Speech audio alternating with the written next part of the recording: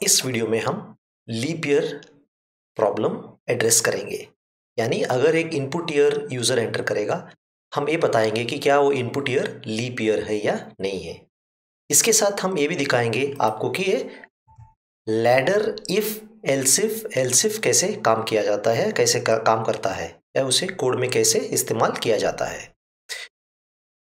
इस प्रोग्राम का लॉजिक समझने के लिए मैं आपको इस वीडियो का डिस्क्रिप्शन में जो एल्गोरिथम का लिंक है उसे आप क्लिक करके लीप ईयर का कॉन्सेप्ट डिटेल में समझ के तब या इस प्रोग्राम पे आप आइए, तब आपको ये प्रोग्राम बड़ी आसानी से और क्लियरली समझ में आ जाएगा।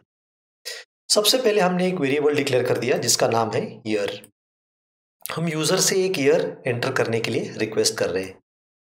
क्योंकि डेटा टाइप है शॉर्ट इंटीजर, कन्वर्जन स्पेसिफायर है %hi एड्रेस ऑफ ईयर। जब यूज़र ईयर एंटर करेगा, सबसे पहले हम ये चेक करेंगे कि क्या if year mod 400 equal to 0। अगर ईयर मॉड 400 इक्वल टू 0, तब हम स्ट्रेट अवे कह सकते हैं कि printf %hi is a leap year. ठीक है, यानी जो भी अगर ईयर समझ लीजिए 2000 था, 2400, ये सारे हो जाएंगे लीप ईयर। अब एल्स इफ कंडीशन में हम चेक करेंगे, अगर ईयर सेंचुरी ईयर है जैसे 1700 1800, ये सारे लीप ईयर नहीं होते। तो else if year mod 100 is equal to 0, तब हम ये कहेंगे कि इसे कॉपी पेस्ट करेंगे, is not a leap year, क्योंकि हर सेंचुरी ईयर लीप ईयर नहीं होता। केवल सेंचुरी ईयर जो 400 से विभाजन होने के बाद शेष शून्य बचेगा, वो केवल वो सेंचुरी ईयर ही लीप ईयर होगा। अगला स्टेटमेंट काफ़ी इजी है।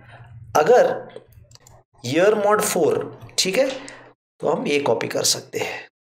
ठीक है, यहाँ से यहाँ कॉपी करेंगे हम ईयर मॉड 4। ठीक है, if year mod 4 is equal to 0, तब ये भी लीप ईयर होगा। ठीक है, और लास्ट को क्या होगा, एल्स अगर 2010 2013 ऐसा हो गए तो ये ईयर लीप ईयर नहीं होंगे। तो इसका लॉजिक हम समझाने से पहले आपको एक डेटा सैंपल द्वारा इस कोड को रन थ्रू कराएंगे, तब हम इसका लॉजिक समझाएंगे। समझ लीजिए हमने ईयर एंटर कर दिया 2000। ठीक है, तो ईयर हो गया 2000 मॉड 400 शेष होगा 0, तब साल 2000 इज अ लीप ईयर कह के मैसेज प्रिंट होगा। अगला स्टेप में यहाँ पे रिटर्न होके प्रोग्राम एंड हो जाएगा। अब समझ लीजिए हमने ईयर एंटर कर दिया 2004 मॉड 400 0 है, नहीं है। 2004 मॉड 100 रिमाइंडर 0 है, फॉल्स है।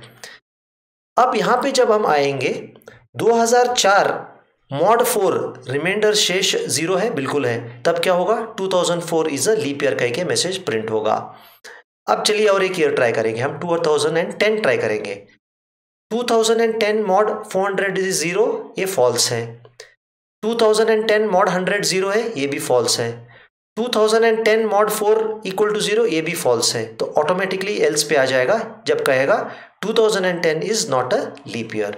तो ये था एक सिंपल सा logic using ladder if else if to find out कि क्या एक इनपुट ईयर लीप ईयर है या नहीं है।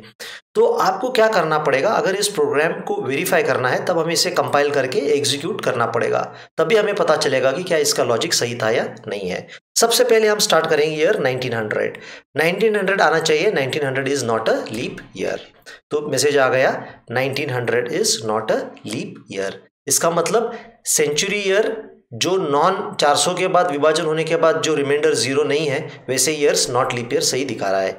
अब हम क्या करेंगे, इस प्रोग्राम को हम एग्जीक्यूट करेंगे ईयर 2000। ठीक है, तो ईयर इज 2000। जब हम ईयर 2000 एंटर करेंगे, ये कंडीशन में जाएगा 2000 मॉड 400 इज इक्वल टू 0, तब मैसेज प्रिंट होगा year 2000 is a leap year. तो अगर आप देखोगे यहाँ प्रिंट हो गया year 2000 is a leap year. और एक दो वैल्यूज टेस्ट करेंगे। चलिए अब हम रन करेंगे 2010 के लिए। ठीक है, enter the year, year is 2010। 2010 leap year नहीं हो सकता, क्योंकि 2010 400 से विभाजन होने के बाद शेष होगा 2, इसी कारण 2010 लीप ईयर नहीं है।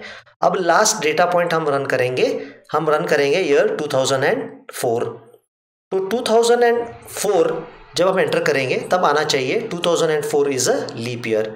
कारण लीप ईयर क्योंकि 2004 जब हम 4 से विभाजन करेंगे इसका रिमाइंडर हो जाएगा 0, इसी कारण 2004 एक लीप ईयर है। अगर आपको इस प्रोग्राम का लॉजिक समझ में नहीं आया, मैं दोबारा रिमाइंड कर रहा हूं, इस वीडियो के डिस्क्रिप्शन में इस प्रोग्राम का लॉजिक एक एल्गोरिथम द्वारा डिटेल में एक्सप्लेन किया गया है कि 400 से विभाजन करने के बाद ही क्यों लीप ईयर है, 100 से विभाजन होने के बाद क्योंकि लीप ईयर नहीं है, 4 से विभाजन करने के बाद लीप ईयर क्यों है और बाकी समय लीप ईयर क्यों नहीं है। ये सारे केसेस आपको उस एल्गोरिथम में बड़ी विस्तार से आपको मिलेगी। तो अगर आपको इस लॉजिक समझ में नहीं आया, प्लीज़ आप उस एल्गोरिथम देख लीजिए। एल्गोरिथम देखने के बाद आप इस प्रोग्राम पे आइए, बड़ी आसानी से आपको इस प्रोग्राम का लॉजिक समझ में आ जाएगा।